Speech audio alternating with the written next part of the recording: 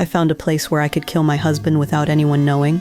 So the next day I lied and said I wanted to go exploring, taking my husband toward the destination. Jack didn't notice. Suddenly my body sank into the ground. To be able to harm my husband, I deliberately got myself stuck in the mud pit, then frantically called out to my husband in panic. Soon Jack followed the sound and found me, but now I was trapped by thick mud. Jack told me to stay calm and hoped I could swim toward him, but I said I was stuck underneath. Jack could only find a stick from nearby. I desperately reached out my arm, finally grabbed this lifeline, but just as my husband was about to pull, the stick snapped in half.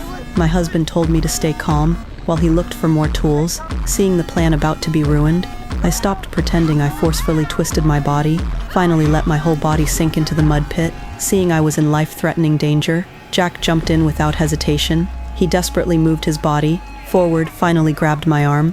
Jack used every ounce of strength he had to slowly pull me out. When he heard me coughing, my husband finally breathed a sigh of relief. But Jack had no idea. This was all actually planned by me.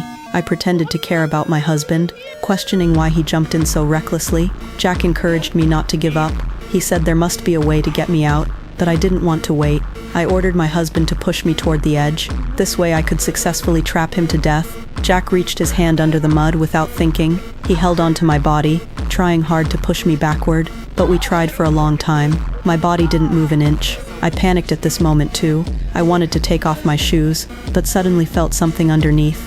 The next second I started getting nervous. Even though I couldn't see what was below, I still had a bad feeling.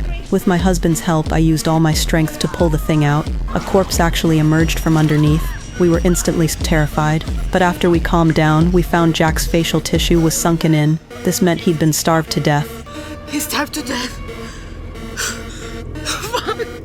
I panicked instantly too. Originally, I just wanted to harm my husband, but didn't expect I'd actually get trapped here. Just then, Jack found a backpack under the body, and I found a hunting rifle in the mud pit.